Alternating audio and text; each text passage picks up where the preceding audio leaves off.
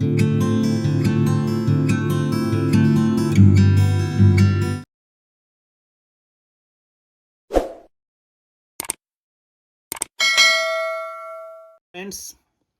today the topic we will be talking about is electrochemical cells, galvanic cells, or voltaic cells. What these cells are, we'll be talking from short while, but prior to that, I must say in previous videos we did talk of electrolytic cells. We finished that. Then we switched on to electrode potential and how to find the EMF or cell potentials of cells. The link has been placed in the description. You can watch them. And today the topic is electrochemical cells. What these cells actually are, ये वो वाले cells हुआ करते हैं which can generate electricity at the cost of a spontaneous redox reaction. वो वाले cells जिनमें electricity बनती है because of spontaneous redox reaction, मतलब एक redox reaction होती है that occurs by itself or by proper initiation, and out of that redox reaction you are generating current, you are generating electricity. Such a cell is referred to as electrochemical cell or galvanic cell or voltaic cell. इस cell में दो half sales हुआ करती हैं. It consists of two half cells. Half cells का मतलब electrodes है और redox couples. We already talked about these electrodes, redox couples, and half cells in previous videos. That is, हमारे पास है एक हाफ सेल ऐसे जहां पे ऑक्सीडेशन होती है. So we have, for example, a beaker containing some electrolyte and it has been placed with a rod. Suppose zinc rod is there. Zinc rod has been dipped in the solution of zinc sulfate. Then we have another half cell that contains copper sulfate solution and into which is immersed copper rod. So you have copper sulfate solution जिसमें dip किया गया है copper rod को. We have zinc sulfate solution जिसमें dip किया गया है zinc rod. This is one half cell or electrode, or we can say redox couple. क्या बनता है यहाँ? zinc ion, copper ion. यहाँ पे redox couple बनेगा and they are connected to each other by means of a wire. And to find the potential we have voltmeter over here. So this is how the setup is all about. This is one half cell, this is another half cell. So it consists of two half cells. What consists of is the electrochemical cell. Now what happened once we develop the connection? What happened? जो left वाली half cell हुआ करती है, left वाली, वहां पे anode होता, वो एनोड कहलाता है, मतलब वहां पे ऑक्सीडेशन होती है. जो राइट वाला हाफ सेल हम लिखते हैं, बनाते हैं, देयर ऑकर्स रिडक्शन, एंड जो ये वो कहलाता है cathode. So how do you remember this? You can have a mnemonic that's LOAN, LOAN. मतलब लेफ्ट वाला जो हाफ सेल है वहां पे ऑक्सीडेशन होती है. लेफ्ट मतलब ऑक्सीडेशन होती है, ऑक्सीडेशन एनोड होता है. Because I told you last time also, जिस इलेक्ट्रोड पे ऑक्सीडेशन होगा वो एनोड कहलाता है and the terminal is negative here. So it is the negative terminal, it's called anode. And यहाँ पे ऑक्सीडेशन होती है तो राइट वाला खुद ही पॉजिटिव होगा और वो कहलाएगा cathode. So this is anode, this is cathode. How do you remember this? Is LOAN. LOAN stands for left, means वहां पे ऑक्सीडेशन होती है. जहां पे ऑक्सीडेशन होती है वो कहलाता है एनोड, और जो एनोड होता है that is negative terminal. Automatically जो राइट वाली हाफ सेल है that becomes cathode and positive, and वहां पे रिडक्शन होती है, कैथोड पे रिडक्शन होती है. ठीक. अब जब अपने कनेक्शंस प्रोड्यूस किए, व्हाट हैपेंड? वहां पे जब यहाँ पे ऑक्सीडेशन हुआ करती है, मतलब जिंक विल ऑक्सीडाइज, तो जिंक जो है ये ऑक्सीडाइज होके Zn2+ बनाता है और +2 इलेक्ट्रॉन्स देता है. ठीक. अब अब जब जिंक ऑक्सीडाइज हुआ है, जब जिंक ऑक्सीडाइज हुआ है और उसने जिंक आयन दे दिया, तो जिंक आयन किस में आएगा? सोल्यूशन में आएगा। तो zinc ion will fall in solution and electron will move through the external circuit. जिसने इलेक्ट्रॉन दे दिए वो मूव करेंगे थ्रू द एक्सटर्नल सर्किट, और जो ये जिंक आयन है वो नीचे सोल्यूशन में आ जाएगा। इसका मतलब weight of this zinc rod जो है वो डिक्रीज हो जाएगा। So weight of zinc rod decreases. Then, और जिंक आयन ऑलरेडी, सपोज आपके पास जिंक सल्फेट इसमें रखा हुआ था एज सोल्यूशन, सपोज इसमें 10 मोल आपने डाले थे, तो जिंक आयनस 10 है, सल्फेट भी 10 है, लेकिन जिंक आयनस फिर से आने लगे फ्रॉम रॉड, तो जिंक आयन की कंसंट्रेशन जो है वो इंक्रीज हो जाती है। सो कंसंट्रेशन ऑफ जिंक आयनस जो है that will increase. So left वाली हाफ सेल में ऑक्सीडेशन होती है, वो एनोड कहलाती है, और ये नेगेटिव टर्मिनल हुआ करता है। ठीक, जब जिंक की ऑक्सीडेशन होगी तो जिंक आयन बनेगा, zinc ion will exist in solution, वो सॉल्यूशन में चला जाएगा, और इलेक्ट्रॉन जो है वो external circuit through the wire चले जाएंगे। ठीक, अब जब जिंक ऑक्सीडाइज हुआ तो ये नीचे आ गया इनटू सॉल्यूशन, मतलब जिंक रॉड का जो वेट था वो डिक्रीज हुआ, और कंसंट्रेशन जो जिंक आयन की थी in the solution that will increase. Now in the second terminal, in the second half cell what happened, जो इलेक्ट्रॉन यहाँ पे ट्रेवल करते हैं they will travel here also and reach to copper rod। copper rod पे जो वो take up करेंगे copper rod electrons, और सोल्यूशन में क्या प्रेजेंट है? copper ions। so copper ions वहां पे रिड्यूस हो जाएंगे, they will take electrons to get reduced to copper metal। और ये जो कॉपर मेटल बना, this will deposit on the rod, this will deposit on rod. जब ये डिपॉजिट हो जाएगा मतलब यहाँ पे कॉपर जम जाएगा ज्यादा ज्यादा, तो कॉपर रॉड का वेट जो है वो इंक्रीज हो जाएगा। So weight of copper rod increases, weight of copper rod increases. अब कॉपर आयन सोल्यूशन में आते हैं और चिपक जाते हैं टू द रॉड, मतलब अगर कॉपर सल्फेट आपने लिया होगा 10 मोल्स, मतलब you have 10 copper ions and you have sulphate be 10 moles. अब कॉपर आयन जो है वो डिपॉजिट हो जाते हैं, मतलब कॉपर आयन की कंसंट्रेशन जो है वो डिक्रीज हो जाएगी। So concentration of copper ions will decrease in the reduction half cell और the right half cell. So this thing occurs. अब जो इलेक्ट्रॉन यहां पे ट्रेवल करते हैं फ्रॉम एनोड टू कैथोड, जब भी इलेक्ट्रॉन ट्रेवल करेंगे in a particular direction, a current produces. So current यहां पे जनरेट होती है। सो करंट जनरेट्स, करंट यहां पे जनरेट होती है। Now what is the net redox reaction? अब यहाँ पे ऑक्सीडेशन हो गई, यहाँ पे रिडक्शन हो गई। I'll write the reactions here also. So zinc gets converted into Zn2+ 2 electrons, और जो कॉपर है, copper 2+ takes up 2 electrons to get copper metal। तो यहाँ पे नेट redox reaction क्या जाएगा? दो इलेक्ट्रॉन कैंसिल हो जाएंगे। So you have zinc plus copper 2+ gives you zinc ion and plus gives you zinc ion, and there is plus Cu। ये जो है ये पूरी रिडॉक्स रिएक्शन है। This is the redox reaction.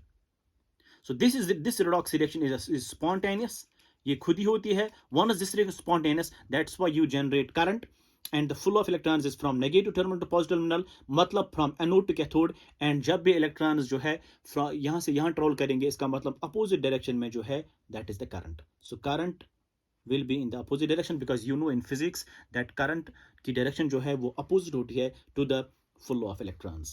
so इस तरीके से जो है करंट प्रोड्यूस होती है because of spontaneous redox reaction। इस वाले सेल को हम नाम देते हैं इलेक्ट्रोकेमिकल सेल और गैल्वानिक सेल और वोल्टेक सेल। अब ये वाली सेल जो है, ये वाली सेल जिसमें मैंने लिया है zinc and zinc ion, copper and copper ion, और we can say zinc and zinc sulphate, copper and copper sulphate. ये वाली सेल जो है, ये वाली डॉक्स रिएक्शन जो है, इसको हम स्पेसिफिक नाम देते हैं, that's called Daniell cell. So this cell जो मैंने एग्जांपल ली यहां, this is called as Daniell cell. So Daniell cell वो वाली इलेक्ट्रोकेमिकल सेल होती है जिसमें आप लेते हैं जिंक कपल और कॉपर कपल, मतलब zinc and zinc ion, zinc and zinc ion ये वाला कपल, और कॉपर एंड copper ion ये वाला couple। so when you take zinc couple and copper couple, you connect them and they become a, there occurs a spontaneous redox reaction। एक electricity generate होती है, एक cell बनती है, जिस सेल का नाम देते हैं हम Daniell cell. I hope you understand this. Next, अब यहां पे एक प्रॉब्लम होती है। द प्रॉब्लम इज जब आपके पास ये जिंक जो है ये ऑक्सीडाइज होता है, ठीक, जब ऑक्सीडाइज होता है तो यहाँ पे जिंक आयन इंक्रीज होते हैं, जिंक आयन की concentration. What happened, positive ion की कंसंट्रेशन जब इंक्रीज होती है सोल्यूशन में, this will not let the rod to lose further electrons. क्यों? जब ये रॉड अगेन लूज करेगा इलेक्ट्रॉन तो जिंक आयन को आना है इनटू सॉल्यूशन, जिंक आयन फिर से पॉजिटिव है, यहां पे ऑलरेडी पॉजिटिव ज्यादा जमा होता है, so they will repel. Hence zinc ions, increase of the concentration of zinc ions in solution will not let the rod to oxidize, means will not let the rod to lose further electrons. ठीक, अब यहां पे देखिए आप, जब copper deposit होता है, मतलब कॉपर की कंसंट्रेशन जब कम होती है, तब negative charge sulphate still there, so negative charge जहां पे डोमिनेट होती है, नेगेटिव चार्ज जो सोल्यूशन में है, this will not let the rod to take electron since being negative, so वहां पे रिपल्जन होती है, हेंस सल्फेट आयंस प्रेफर करेंगे sir not to take further electrons, so ये इलेक्ट्रॉन लेगा नहीं, ये इलेक्ट्रॉन छोड़ेगा नहीं because of high positive here, so current will stop. तो इसका मतलब ये हुआ कि ये जो सेल है ये थोड़ी देर चलेगी, उसके बाद बंद हो जाएगी। तो इस प्रॉब्लम को कैसे सॉल्व किया जाए? So there is one option that is called as salt bridge, so we are using for this salt bridge. So to make the cell to run for longer period of time, अगर आपको ये cell चाहिए कि ये work करे for longer period of time, stop ना हो, तब आप इस्तेमाल करते हैं a thing that's called as salt bridge. So यहां पे हम स्टेटमेंट लिखेंगे, to make the cell to work for longer time, salt bridge is used. Salt bridge is used. What is this salt bridge? Salt bridge जो है ये एक inverted U tube होता है. It's an inverted U tube, U-shaped tube containing inert electrolyte.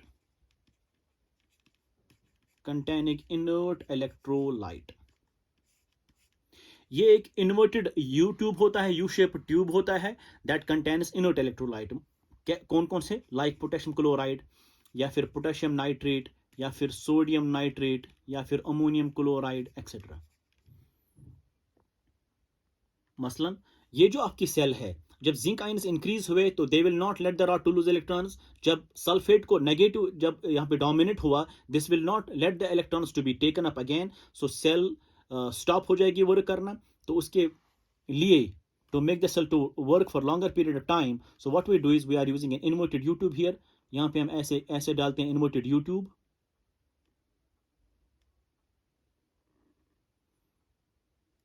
ठीक, इसमें हम electrolyte डालते हैं इन जेली फॉर्म। अब जल कैसे बनेगी? These electrolytes are used in agar jelly, अगर एक केमिकल सब्सटेंस है, ये पाउडर जैसा होता है, इसके साथ आप इलेक्ट्रोलाइट का सॉल्यूशन मिलाते हैं तो ये जल फॉर्म बनाता है, वो जल फिर इस यू ट्यूब में आप डालते हैं ताकि ये गिरेगा नहीं। You can not put liquid here because वो लिक्विड जो है वो गिरेगा यहां से। तो what you make is you are making a gel, so gel will stick here. तो जेल किससे आप बनाते हैं? Using a chemical substance that's called agar. ये पाउडर जैसा होता है, इसके साथ आप इलेक्ट्रोलाइट मिलाते हैं तो वो जेल टाइप बनता है, वही जेल आप इसमें डालते हैं। तो इलेक्ट्रोलाइट इस यू ट्यूब में होता है, that's inverted U tube. So what it does is, अब before what is the function of salt bridge, before talking about what is the function of salt bridge, you must understand what do you mean by this inert electrolyte. So जब आपने ये electro इस्तेमाल किए and they must be inert, what do you mean by inert में आपको 3 चीज का ख्याल रखना है। Number 1, inert means non-reactive with species of solution। मतलब सॉल्यूशन में आपके पास जो स्पीशीज है, मतलब यहां पे जो स्पीशीज है, यहां पे जिंक सल्फेट है सॉल्यूशन में, यहां पे आपका कॉपर सल्फेट सॉल्यूशन में है। तो ये जो स्पीशीज है zinc sulphate in copper in solutions, जो यहां पे इसमें डाले आपने इनर्ट इलेक्ट्रोलाइट, जब वो यहां पे नीचे गिरेंगे यहां से नीचे गिरेंगे आयंस, तो what happened, they should not react with the species in solution, they should be non-reactive. Number first, that we mean by inert. So non-reactive with the species of solution. Number second, should be electroinactive, they should be electroinactive. electroinactive का मायने ये है कि वो खुद से ना oxidise होने चाहिए ना रिड्यूस होने चाहिए. देखिए अगर आपने सपोज यहाँ पे KCl इस्तेमाल किया, ठीक, यहाँ पे नेगेटिव इंक्रीज हुआ सल्फेट की वजह से, तो यहाँ पे पोटेशियम चला जाएगा, ठीक, इस पाइप के थ्रू, इस यूट्यूब के थ्रू, और यहाँ पे जिंक आयंस जो है वो इंक्रीज हुए, तो यहाँ से क्या आएगा, आपका क्लोराइड आएगा to compensate, to neutralize that charge. ठीक, अब क्लोराइड यहां आया into the solution and potassium जो है वो यहां आया.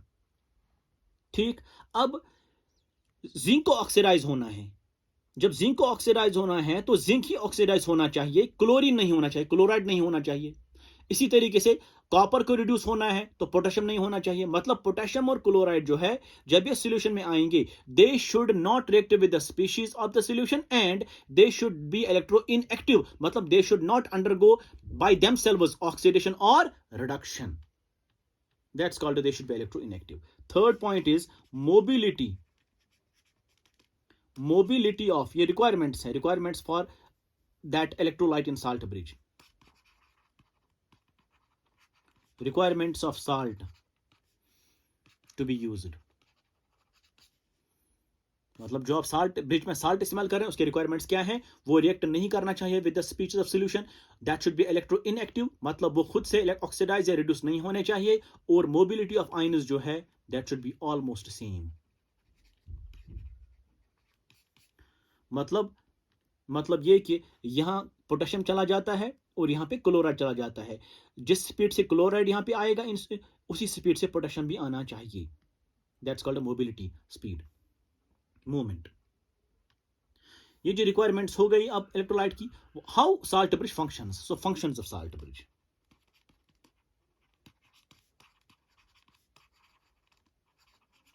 अब साल्ट ब्रिज कैसे फंक्शन करेगा, साल्ट ब्रिज कैसे फंक्शन करेगा. देखिए पहला पॉइंट ये है कि जब आपने ये इन्वर्टेड यूट्यूब डाल दिया तो व्हाट हैपेंड इज, क्लोराइड जो है, सपोज KCl आपने इस्तेमाल किया, यहां पे नेगेटिव चार्ज डोमिनेट हुई, उसको न्यूट्रलाइज करने के लिए पोटेशियम आ जाता है यहां से. जब पोटेशियम यहां से गिरेगा तो पोटेशियम जो है वो सल्फेट, पोटेशियम पॉजिटिव है तो सल्फेट नेगेटिव, उसको न्यूट्रलाइज करेगा.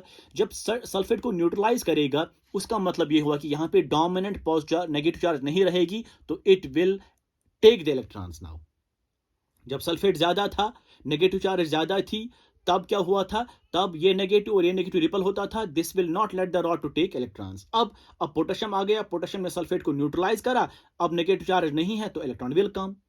यहां से क्या होगा, जब जिंक आयंस ज्यादा थे तो इलेक्ट्रॉन, जिंक आयंस नहीं चाहते थे कि rod will further loose electrons. क्यों, अगर ये लूज करता तो जिंक आयन यहां से फिर से आता तो ज्यादा पॉजिटिव चार्ज बढ़ता and they will repel each other. That's why the higher concentration of zinc ions does not let the rod to lose electron.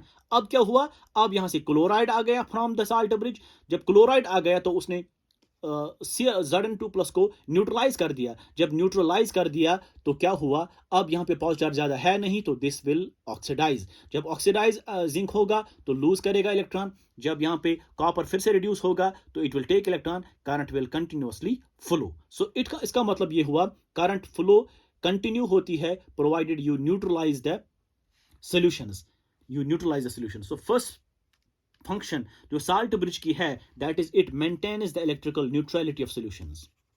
It maintains the electrical neutrality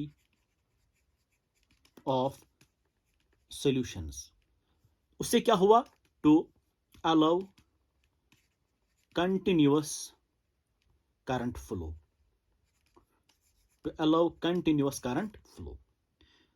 दूसरी function क्या है, it minimizes junction potential. It minimizes liquid junction potential. Liquid junction potential जो है वो होता क्या है, let me tell you slightly here. Suppose आपके पास है एक कंटेनर, ये पार्टीशन है इन दोनों के दरमियान, ये एक हाफ सेल है, ठीक, ये दूसरी हाफ सेल है, यहाँ से एक हाफ सेल, यहाँ से दूसरी हाफ सेल, ये पार्टीशन है, तो आपने इनको जोड़ दिया using voltmeter to find the potential. अब यहाँ पे लेफ्ट वाला एनोड होता है, मतलब it's negative and it's anode. लोन आप याद रखेंगे, this is positive and this is cathode. यहाँ पे ऑक्सीडेशन हो जाएगा, यहाँ पे रिडक्शन हो जाएगा। तो यहाँ पे पोटेंशियल की डायरेक्शन क्या है, positive to negative. So potential की डायरेक्शन ये है, this is the direction of potential E. Suppose ये पोटेंशियल 2 है, 2 वोल्ट्स सपोज। अब जब यहाँ पे पॉजिटिव आयन ज्यादा आते हैं, जैसे जिंक आयन आया तो यहाँ पे पॉजिटिव आयन बढ़ेगा। अब यहाँ पे सल्फेट आयन डोमिनेट हुए तो नेगेटिव आएगा। तो ये सेपरेशन ऑफ चार्ज हो गया। जब भी सेपरेशन ऑफ चार्ज होती है तो पोटेंशियल डेवलप्स, तो यहाँ पे पोटेंशियल की डायरेक्शन ऐसे आएगी, ठीक। It is E not, it is E one suppose. तो ये जो ई वन पोटेंशियल है, ये सोल्यूशन एक है, ये सोल्यूशन दूसरा है, ये इनके दरमियान जंक्शन है। This potential is called as liquid junction potential. This is called as liquid junction potential. ये जो पोटेंशियल यहाँ पे डेवलप हुआ in the solutions at the junction of it's called liquid junction potential. देखिए मेन पोटेंशियल डिफरेंस जो इन sales के दरमियान था, हाफ सेल्स के दरमियान, वो 2 वोल्ट था। अब नीचे सॉल्यूशंस में क्या पोटेंशियल आया, E1, that's called liquid junction potential. अगर इसका वैल्यू 0.1 होगा, इसका मतलब ये अपोजिट डायरेक्शन में है, ये इस डायरेक्शन में, इस डायरेक्शन में, तो इसका पोटेंशियल कितना रहेगा, मेन पोटेंशियल जो रहेगा, potential difference that will be 1.9 only, हालांकि था 2। सो इसका पोटेंशियल कम होता है। जब पोटेंशियल डिफरेंस कम हो जाएगा तो करंट भी कम प्रोड्यूस होगी। तो व्हाट यू डू इज, जब आप अब साल्ट ब्रिज डालते हैं, साल्ट ब्रिज यहां से क्या डालते हैं, आयन्स डालते हैं। जब आयन्स डालते हैं तो यहां पे आपका नेगेटिव आया तो न्यूट्रलाइज पॉजिटिव, यहां पे आपका पॉजिटिव आया टू न्यूट्रलाइज नेगेटिव। जब ये न्यूट्रलाइज हो जाएंगे तब लिक्विड जंक्शन पोटेंशियल भी कम हो जाएगा। जब लिक्विड जंक्शन पोटेंशियल भी कम हो जाएगा, इसका मतलब the potential difference between half cell ज्यादा रहेगा, तो current will produce to a greater extent. So minimization of liquid junction potential is done by salt bridge. ये भी एक फंक्शन है। So it minimizes liquid junction potential. So 2 important functions है salt bridge की। It maintains the electrical neutrality of solutions, जिसकी वजह से current flow continuous होती है। दूसरी बात यह है कि it minimizes the liquid junction potential। ये एक opposite potential होता है, opposite potential to the main difference, main potential difference और EMF of cell। तो वो उसका potential कम कर देती है। जब ये लिक्विड जंक्शन पोटेंशियल ही कम होगा तो cell will work for longer period of time because potential difference ज्यादा रहेगा। I hope you understand this. These are the 2 functions of salt bridge. So salt bridge क्यों इस्तेमाल होता है, because इस वजह से, क्योंकि अगर salt bridge इस्तेमाल नहीं होगा तो cell will work for some time and then stops. To make the cell to work continuously, we use salt bridge. Salt bridge in inverted U tube containing inert electrolyte। तब ये ions की concentration जो है increase होती थी, zinc ion उसको neutralise करता है, उस चार्ज को। सल्फेट आयन डोमिनेट होता था, उस नेगेटिव को न्यूट्रलाइज करता है by positive ion coming from salt bridge. तो न्यूट्रलाइजेशन ऑफ चार्जेस जो होते हैं in solutions, this will allow the current flow continuously and it also minimises the junction potential, that's called liquid junction potential. अब दूसरी बात यह है कि how do we represent this electrochemical cell. So representation of electrochemical cell,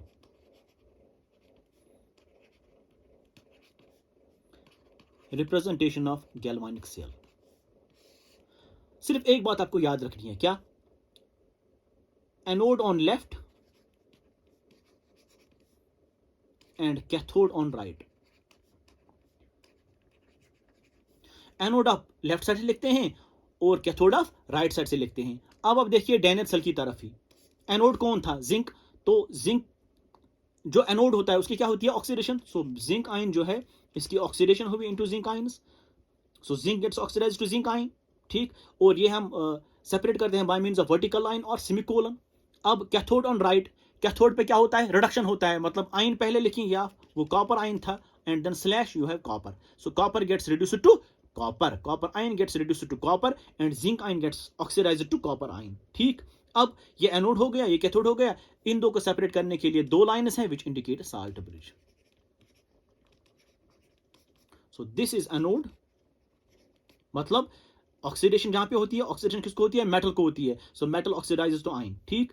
अब this is cathode, मतलब reduction होती है, रिडक्शन किसको होती है, आयन को रिडक्शन हुई into metal. So first anode on left and cathode on right, and they are separated by means of vertical line, and the 2 anode and cathode are separated by 2 vertical lines, which is called as salt bridge. This is the representation of cell. Or sometimes we also write the concentration of solution in brackets. यहाँ पे लिख सकते हैं C1 concentration, यहाँ पे इसकी concentration लिखेंगे C2. So you sometimes use concentrations also. अगर गैस होगा तो you are using pressure also, pressure of that gas. So this is how you are representing a cell. And this cell, since it contains zinc couple and copper couple, so this is the representation of Daniell cell. This is the representation of Daniell cell. So what is the cell reaction? Cell reaction अब लिखेंगे. Cell reaction कैसे लिखेंगे आप? So what is the cell reaction? देखिए, आपके पास zinc couple है तो ये ऑक्सीडाइज होता है, मतलब zinc will oxidise to zinc ion, so ये ऑक्सीडेशन हुई, ठीक.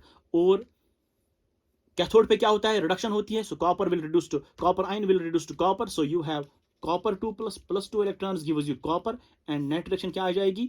2 electron cancel, so you have zinc plus copper 2 plus gives you copper and zinc ion. This is the net redox reaction, or it's called as cell reaction. Similarly, we have other examples also. Suppose you have ये couple, we have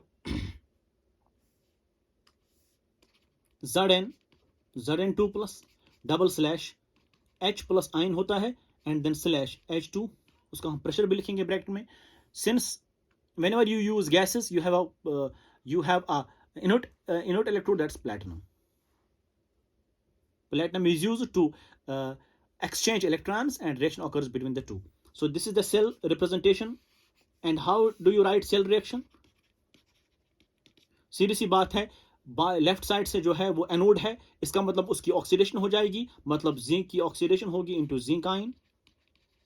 and जो right side से होता है, we call that cathode, उसमें reduction हो जाएगी, so H plus will take up electron, so H plus takes up electron to give you hydrogen gas. अब ये 2 है तो ये भी 2 हो जाएंगे, ये भी 2 इलेक्ट्रॉन आ जाएंगी. So this is oxidation and this is reduction. 2 electron cancel, so this is the net redox reaction. Zinc plus 2 times H plus, it gives you hydrogen gas and it gives you zinc ion. So this is the cell reaction, and that is the cell representation.